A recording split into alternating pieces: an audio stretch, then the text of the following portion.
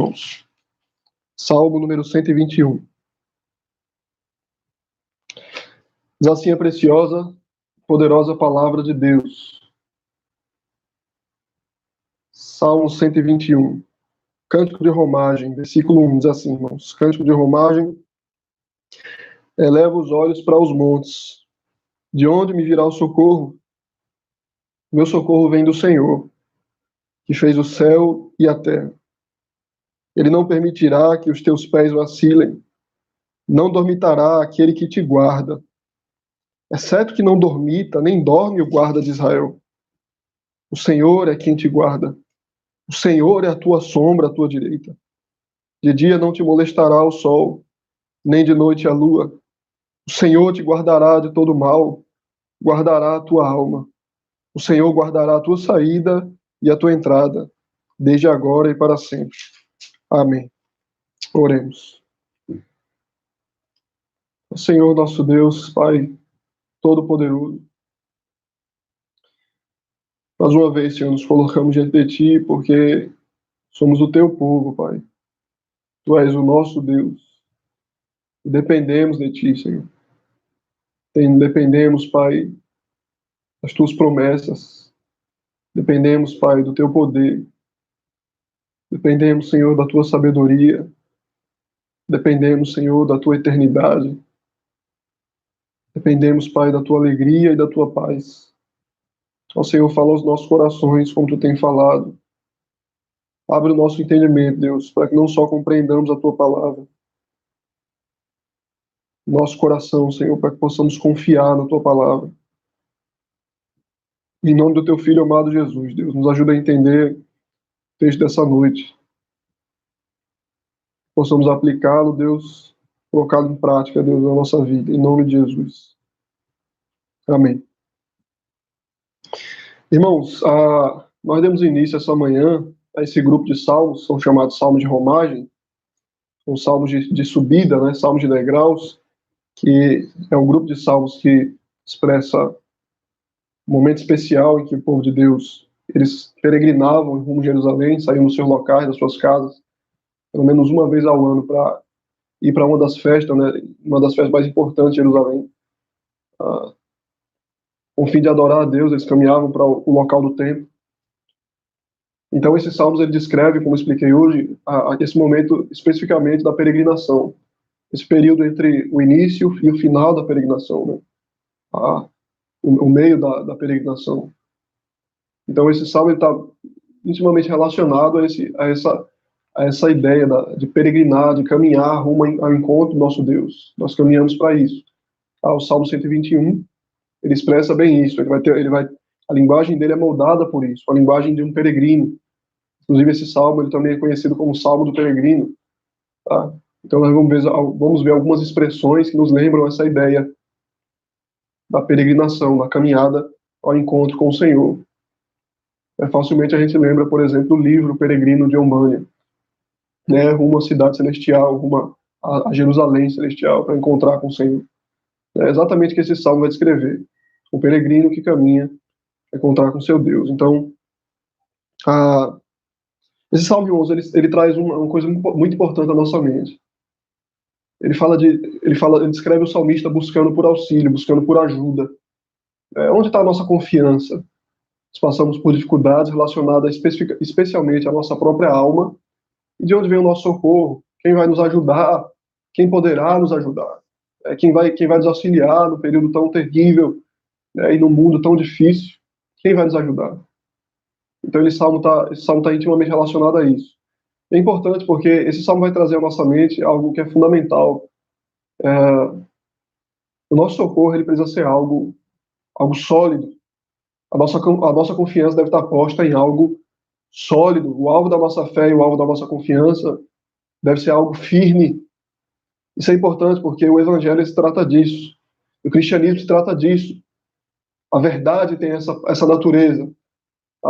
Nós colocamos a nossa fé, a nossa confiança em algo firme, não uma coisa subjetiva, não uma coisa abstrata, mas nós colocamos o fundamento da nossa fé, nós colocamos nossos pés nas promessas do Senhor, na palavra do Senhor, né, em quem Deus é e como Ele se revela na pessoa do Seu Filho na verdade da sua palavra, nós colocamos o nosso pé de maneira firme nas suas promessas. Porque a verdade, ela é firme como uma rocha. A verdade, ela não é mutável. Ela não é como uma nuvem. Ela não é como um vapor. E nela, no Senhor, está a nossa confiança. Então, esse salmo ele vai trazer essa realidade de que a nossa confiança, a nossa fé, onde ela está depositada? Onde nós colocamos a nossa fé exatamente? Porque se eu coloco, eu deposito minha confiança em algo subjetivo, em uma coisa fraca, naturalmente a minha fé se esvai. Porque o meu socorro ele deve ser tão firme quanto o Senhor. Meu socorro deve ser o Senhor. Então a gente vai ver exatamente, nós vamos ver exatamente isso, irmão, nesse salmo. Tá? Eu gostaria que a gente, com isso em mente, com a natureza das promessas de Deus, do caráter de Deus, da sua verdade, de quem Ele é e do que Ele fez por nós, que tudo isso, na verdade, é algo sólido e algo firme para que nós coloquemos nossos pés. Então podemos esperar do Senhor, podemos aguardar nele. Tá? E aí o Salmo 121 ele começa com uma pergunta.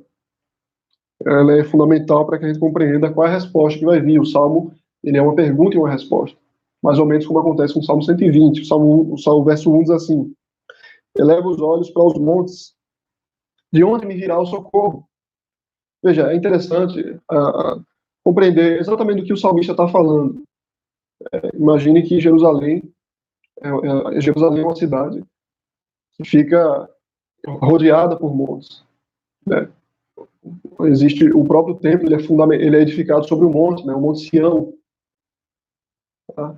Mas não apenas isso, irmãos.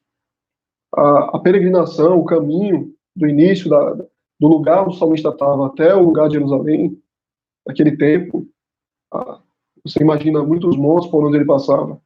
E ele buscava socorro. Imagine que ele caminha e ele passa por lugares difíceis.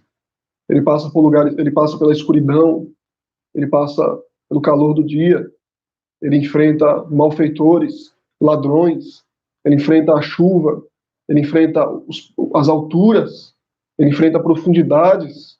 Tudo isso envolve o contexto que ele vivia. Deserto, animais selvagens, tá? Todo o desespero de uma alma é perdida em lugares perigosos. Então, imagine alguém aqui perdido, ele olhando para um lugar alto, buscando socorro. De onde vem meu socorro? Mas não só isso, irmãos. O fundamental é que, de preferência, nós devemos entender exatamente que o local onde Deus se manifestava para o seu povo ficava sobre o monte. Porque Deus ele se manifestava a partir do Monte Sião. Então imagine alguém que estava peregrinando e saindo da sua casa com o único fim de ir para o Monte Sião, de encontrar Deus a partir do monte. Então a realidade é impressionante que no Antigo Testamento, a gente vai encontrar isso em algumas outras partes, mas a maneira como Deus se manifesta para o seu povo, ele vindo sobre o monte, ele vindo de um lugar alto para encontrar com o seu povo. De onde vem o meu socorro?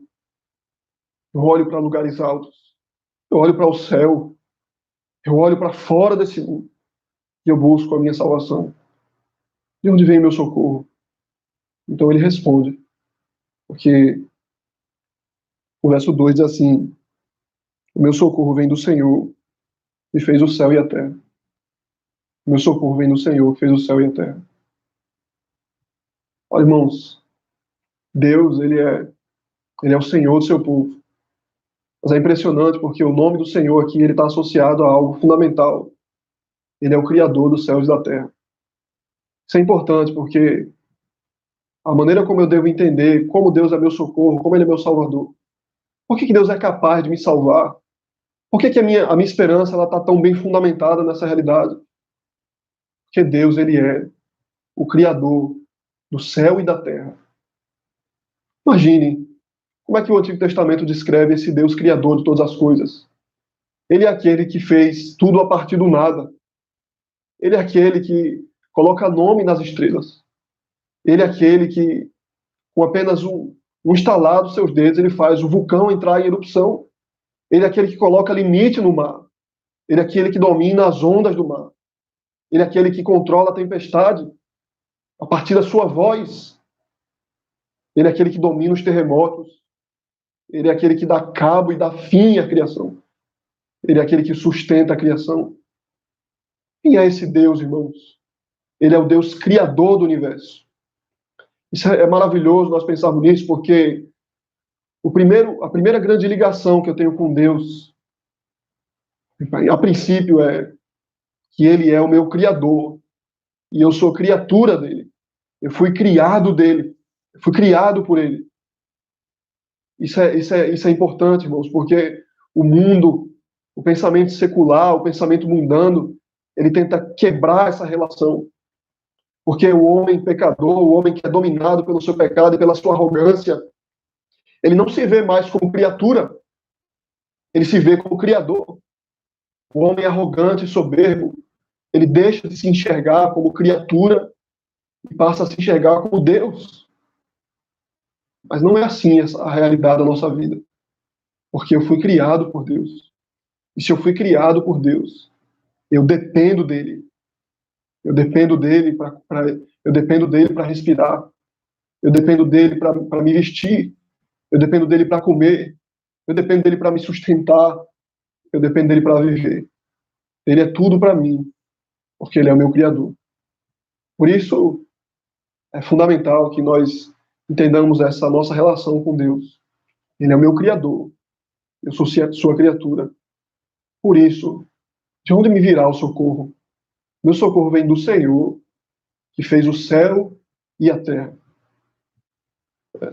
Veja como é que a Bíblia, de forma maravilhosa, né, o salmista, no Salmo 104, ele descreve esse Deus criador em todo o seu poder e glória como criador do universo. O Salmo 104, eu gostaria de ler um pedaço do Salmo 104, do verso 1 ao 8. O Salmo 104 diz assim: Bendize, ó minha alma, ao Senhor. Senhor, Deus meu, como tu és magnificente, sobrevestido de glória e majestade, coberto de luz como de um manto, tu estendes o céu como uma cortina, pões nas águas o vigamento da tua morada, tomas as nuvens por teu carro e voas nas asas do vento.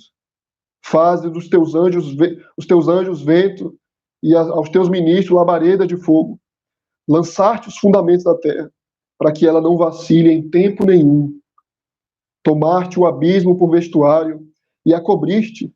As águas ficaram acima das montanhas. A tua repreensão fugiram. A voz do teu trovão bateram em retirada. Elevaram-se os montes, desceram os vales, até o lugar que lhes havia preparado. E daí em diante, o salmista ele vai louvar a Deus pela glória da sua majestade como Criador, o Criador do universo. Então é maravilhoso, irmãos, fundamental que a gente tenha essa compreensão. Porque aquele que é o meu Salvador, ele é o meu Criador. Aquele que é o meu Criador, ele é o meu Salvador. Então toda a minha esperança, a minha confiança está depositada nesse Deus. Ele é o Senhor, o Deus da aliança, o Deus do pacto, e ele é também o Criador do céu e da terra. Assim, o salmista ele encontra uma resposta para a sua pergunta, para a sua questão. Ele encontra resposta para compreender de onde vem o seu socorro. Então, a partir do verso 3, irmãos, é impressionante, porque a partir disso, a partir dessa verdade maravilhosa, o salmista parece que ele começa a pregar para si mesmo. Ele medita sobre essa realidade. Ele começa a pregar para o seu próprio coração a partir dessa verdade. Isso é maravilhoso, né? A gente encontra isso em alguns salmos. A partir do verso 3 até o verso 8. Eu queria ler. O verso 3 diz assim: Ele não permitirá que os teus pés vacilem, não dormitará aquele que te guarda. Veja como é que funciona aqui, como é que o texto segue, né? Ele faz uma pergunta, ele responde, então parece que ele começa a falar com a sua própria alma, né? Na segunda pessoa, ele diz, é como se ele falasse: ó minha alma, ele não vai permitir que os teus pés vacilem, minha alma. Ele fala a sua própria alma. É mais ou menos o que acontece no Salmo 42. Por que está abatido, ó minha alma, dentro de mim? Por que você está triste, ó minha alma? Isso é maravilhoso, irmãos, porque isso é a natureza da meditação. Isso é algo que era um costume, algo normal na vida da igreja antigamente. Não só da igreja, não só a igreja biblicamente falando, mas não só a igreja da Bíblia, no Antigo Testamento, no Novo Testamento, mas a igreja do passado. Os puritanos tinham esse hábito de meditar na palavra de Deus, de pensar a respeito de um versículo, ou a respeito de uma realidade de Deus, ou a respeito de um atributo de Deus, e meditar sobre aquilo, e falar com a sua própria alma, e pregar para a sua própria alma. Quem é Deus? O que Ele é para mim? Ó minha alma, teu Deus é o teu Criador. Ó minha alma, de onde vem o teu socorro? Vem do Senhor. Ele não vai te deixar escorregar. Ele não vai te deixar se perder. Ó minha alma. Então ele prega para a sua alma. O que ele prega exatamente? O verso 3 diz: não permitirá que os teus pés vacilem. É interessante, irmãos, só para que a gente entenda essa divisão a partir do verso 3, é interessante porque ele vai trazer três ângulos aqui para que a gente compreenda como é que Deus me auxilia, como é que o Criador do céu e da terra me auxilia. Então, o verso 3 e o verso 4, a gente vai entender que Deus, o Criador dos céus e da terra, ele me guarda e cuida de mim em todos os lugares. Tá? O verso 5 e o verso 6, o Criador, o Criador do céu e da terra, ele cuida de mim em todas as situações. E o verso 7 e o verso 8, esse Criador, meu Criador, cuida de mim em todo o tempo. Em todo o tempo. Em todos os lugares, em todas as situações, em todo o tempo. Ou seja, ele é um cuidador completo. Tá? Ele cuida de mim absolutamente. Vamos compreender isso. O verso 3 e o verso 4 diz assim: ele não permitirá que os teus pés vacilem, não dormitará aquele que te guarda. É certo que não dormita nem dorme o guarda de Israel. Impressionante, irmãos. O Salmo geralmente ele usa alguma imagem para que a gente entenda como é que Deus age, né? Ora, Deus é como um guarda, mas ele não é como um guarda que dorme, um vigia que cochila. Ele está sempre de olhos abertos para cuidar do seu povo. Ele cuida de mim. Ele cuida de mim em todos os lugares. Ele cuida de mim perfeitamente. É. João Calvino ele diz assim: embora às vezes suceda que os fiéis cambaleiem, estejam até quase a cair, ele diz, o salmista nos fala que eles permanecem de pé, visto que Deus os sustenta com seu poder. A única resposta, irmãos, para que a gente entenda por que que eu consigo permanecer firme até o fim, por que que eu vou conseguir permanecer firme até o fim, qual é o fundamento da minha perseverança, qual é a solidez qual a segurança que eu tenho de que eu vou aguentar firme nesse mundo mal, porque Deus guarda os meus pés. Ele cuida para que eu não escorregue, para que eu não caia completamente, para que eu não perca a minha vida. Ele cuida de mim. Isso é tão intenso, irmãos, porque ele não dorme. Ele está sempre olhando para mim. Essa linguagem de Deus dormindo, né, ela tá associada sempre ao desespero. Em outros lugares, alguns salmistas vão até trazer essa imagem. Se não me engano, o Salmo 40 vai trazer essa ideia, né? Ó Deus, cadê tu, Senhor? Tu está dormindo? De onde vem a minha ajuda, Senhor? Tu está dormindo, Senhor? É mais ou menos o que acontece quando Jesus ele está no barco e ele dorme. Estão lembrados dessa história? Se não me engano, Lucas capítulo 5. Jesus ele está dormindo no barco e vem uma tempestade que balança o barco, e quase que o barco vem a pique, quase que o barco vira. E os discípulos vão até Jesus e acordam Jesus e desesperados dizem: Senhor, tu não cuida de nós, tu não nos ama, Senhor. Cadê o Senhor para nos ajudar agora? Jesus acorda e diz: homens de pequena fé. Ele acalma o mar com a sua voz. Olha, Jesus ali, ele dormiu porque ele era homem. Mas a nossa segurança estava em que ele era Deus. Ele acalmou o mar. Porque a tempestade, ela não representa um perigo para o povo de Deus. Ele acalmou o mar. Então, irmãos, ainda que a gente cambaleie, ainda que sendo crente haja pecado nós soframos com a presença do pecado. Ainda assim, Deus ele não permite que nossos pés vacilem. Por isso ele exorta, né? O escritor aos Hebreus, ele exorta o crente. Restabelecei os teus joelhos trôpegos, né? Fique de pé, levante-se, confie no Senhor. Ele é uma rocha. Interessante, irmãos. Porque essa é a natureza da verdade. A verdade ela é dura como uma pedra.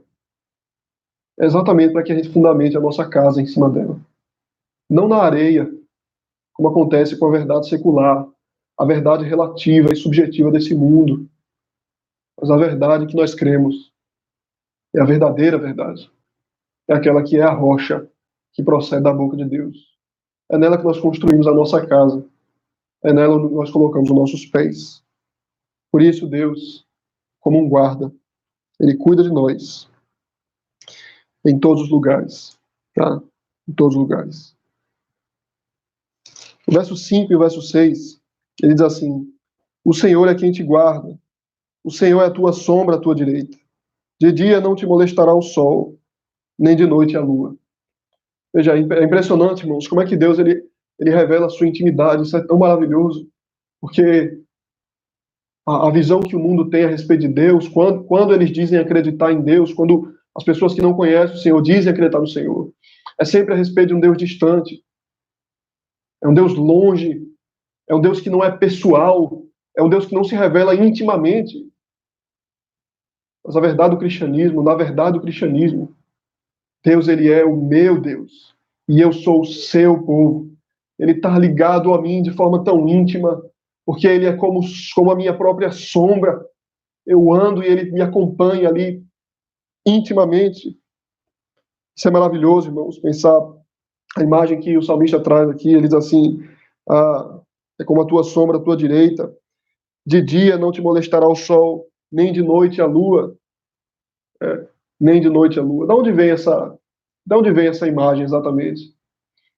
De dia o sol não vai molestar, de noite a lua não vai molestar, né? Ou seja, nem o calor, nem o frio vai me destruir. A ideia aqui, principalmente, a princípio, irmãos, é o dia inteiro. Tá? Quer dizer, de manhã até a noite, Deus cuida de mim. Tá? Nem o sol, nem a lua. Deus está cuidando de mim. Do começo do dia até o final do dia, Ele está cuidando de mim. É interessante porque essa imagem ela vem lá do início, em Êxodo capítulo 13, vocês vão lembrar, no Êxodo, no capítulo 13, verso 20 e 22, Moisés ele vai descrever algo maravilhoso. Como é que Deus cuidava do seu povo? Êxodo capítulo 13, verso 20 e 22, diz assim: tendo, pois, partido de Sucote, acamparam-se em Etã, à entrada do deserto. O Senhor ia adiante deles, durante o dia, numa coluna de nuvem, para os guiar pelo caminho. Durante a noite, numa coluna de fogo, para os alumiar, a fim de que caminhassem de dia e de noite. Nunca se apartou do povo a coluna de nuvem durante o dia, nem a coluna de fogo durante a noite.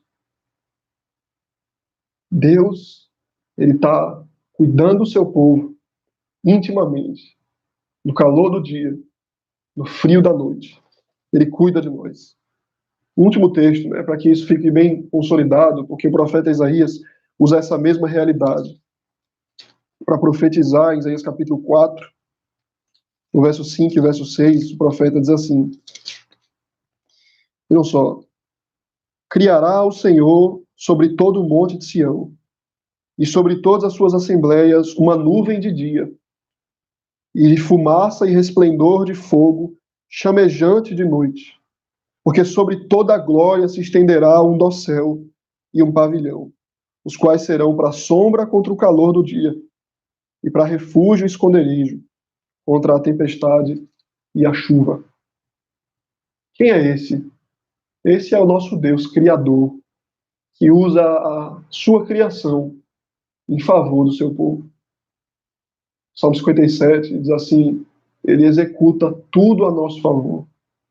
Ele usa a nuvem para nos cobrir. Ele usa o fogo para nos alumiar, para nos esquentar no frio, para nos esfriar no calor. Ele cuida de nós. Esse é o nosso Deus, irmãos. Ele é como a nossa sombra ao nosso lado, intimamente ligado a nós, nos guardando do mal. Que maravilhoso é isso, irmãos. Em outro lugar,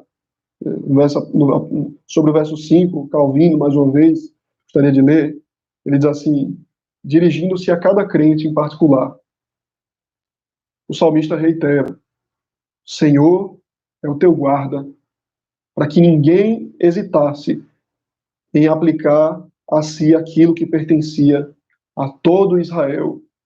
Ele falava para todo crente, mas para você, individualmente, ele diz, Senhor, tua sombra, o Senhor te guarda, Ele é teu Deus, confia nele.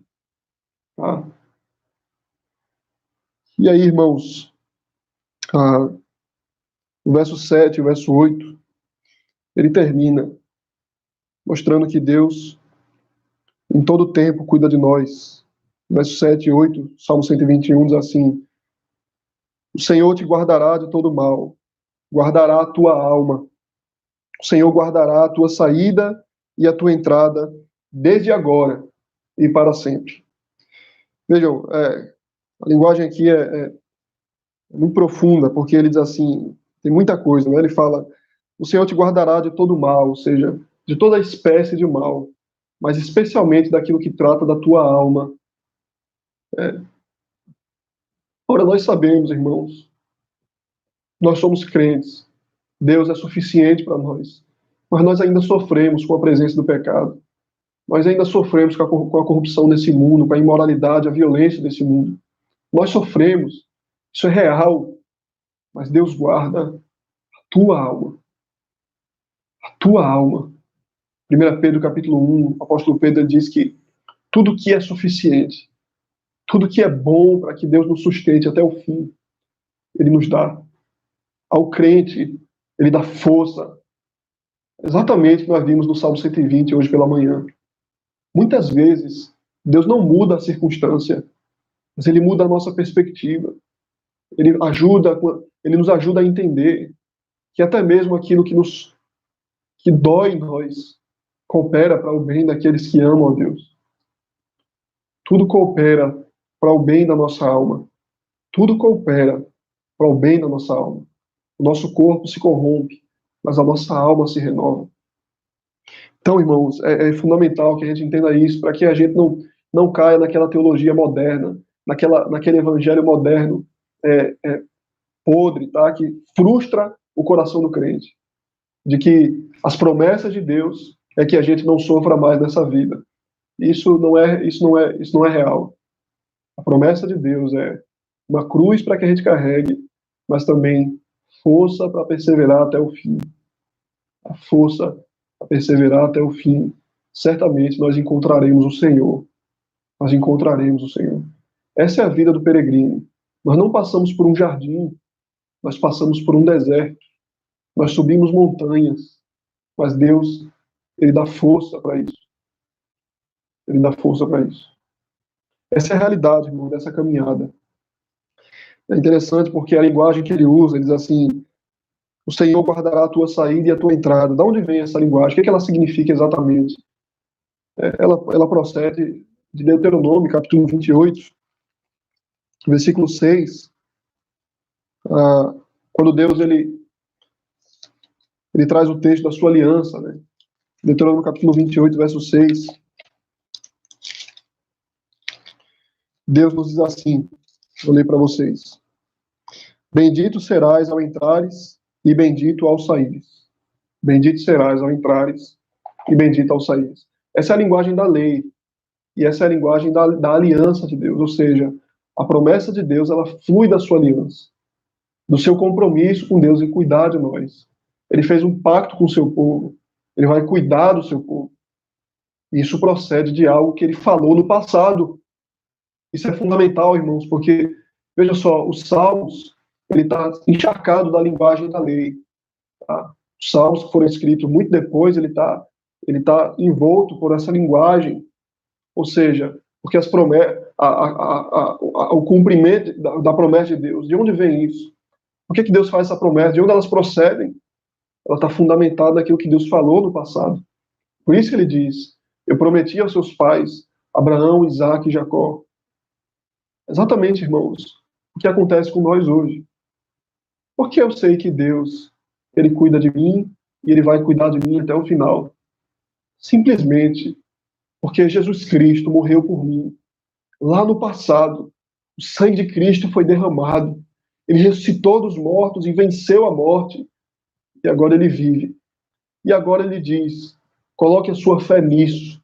Deposite a sua confiança nisso. Minha confiança, ela está no passado. Minha esperança, ela está no futuro. Futuro de que Deus vai cuidar de mim. Está fundamentado naquilo que ele já fez no passado. Deus, ele enviou seu filho para morrer por nós. Porque ele prometeu e ele cumpriu. Deus, ele prometeu, irmãos, voltar uma segunda vez. Certamente aquele que morreu por nós, ele vai voltar por nós. Deus prometeu, irmãos, então, cuidar de você. Se você está em Cristo Jesus, ele prometeu cuidar de você. Confie nisso. Porque aquele que criou o mundo a partir da sua palavra é o mesmo que, quando fala, cumpre suas promessas. Então confie nisso. As situações ruins vão vir. A montanha vai ser difícil de subir. Existe chuva, existe tempestade no deserto. Existe ervas daninhas, existe ladrão no meio do caminho, um precipício, frio. Tudo isso é real, irmãos. É o deserto pelo qual nós estamos passando. Mas não deixe que o seu pé escorregue. Clame ao Senhor. Busque a Ele. Permaneça firme nas promessas de Deus. Não coloque a sua fé naquilo que Deus não prometeu. Não coloque a sua confiança naquilo que Deus não falou ou aquilo que Ele não fez no passado, naquilo que não está escrito na sua palavra. Você vai ser frustrado por isso. Confie no Senhor. Confie naquilo que Ele já fez. Confie na palavra de Deus. E aí, então, espere no Senhor. O mais Ele fará a partir daquilo que Ele já fez por nós. Esse é o nosso Criador. Esse é o nosso fundamento. Esse é o objeto da nossa fé. Olhe para Ele. Descanse nele. Tá? E Ele vai cuidar de nós. A tua saída, a tua entrada, ou seja, do início da peregrinação até o final da peregrinação. Do início da sua vida até o fim da sua vida. Desde agora, ele diz, e para sempre. Para sempre. É assim que Deus deve nos guardar, irmãos. É nisso que nós colocamos a nossa fé. Se você está em Cristo Jesus, descanse no Senhor. Se você ainda não conhece o Senhor, não confia no Senhor, não busca o Senhor, o que Ele está ensinando para você é que não há esperança nesse mundo. Não há solidez, tá? Nas falsas verdades desse mundo, ou seja, na mentira desse mundo. Não há salvação, não há esperança nesse mundo. Você coloca e deposita a sua confiança naquilo, e imediatamente, logo depois, aquela coisa vai frustrar você, vai decepcionar você. Os homens mentem, os homens erram. Tá? A gente tenta buscar algum subterfúgio nesse mundo, mas a gente está sempre sendo decepcionado. Mas a verdade de Deus não é assim. Deus não é assim. A palavra de Deus não é assim. Ele diz para nós que devemos esperar, mas ele apresenta uma resposta. Então descanse no Senhor. Confia nele. Ele é a tua ajuda. Ele é o teu socorro. Porque o nosso socorro vem do alto. Nosso socorro vem do céu. Não está nesse mundo. Deus é o nosso socorro. Amém, irmãos. Que Deus nos ajude, então, a confiar nisso e a viver a partir disso. Tá? Que nos ajude a caminhar e peregrinar por esse mundo. Tá? Se possível, que a gente decore esse salmo, guarde ele no nosso coração, para que a gente entenda o que está acontecendo. O que está acontecendo com a gente? Nós estamos passando por um deserto. Estamos passando por uma peregrinação para encontrar com o Senhor no final. Que Deus nos ajude, então. Deus abençoe você. Nós vamos orar mais uma vez, finalizar a nossa transmissão, tá? Oremos. Deus Todo-Poderoso, nós confiamos em Ti, Senhor. E só em Ti, Senhor, nós confiamos. Não confiamos na nossa própria força. Não confiamos no nosso braço, Pai. Não confiamos nos homens. Não confiamos nas instituições. Não confiamos na política. Nós confiamos em Ti, Senhor. Nos ajuda, Pai, a caminhar nesse deserto do mundo, Pai. Nos ajuda a enfrentar as batalhas desse mundo, esperando no Senhor. Senhor, restabelece os nossos joelhos trôpegos. Firma nossos pés. Não permite que vacilemos, Deus. Não permite que nós nos enganemos, Pai. Não permite, Senhor, que Deus venhamos a interpretar a Tua palavra de maneira errada e venhamos a nos frustrar. Nos ajuda a entender onde nós estamos e para onde nós vamos. Em nome do Teu Filho amado Jesus, Pai, nós oramos. Amém. Amém, irmãos. Deus abençoe vocês. Graças a Deus. Vamos terminar a nossa liturgia. Tá? Deus abençoe.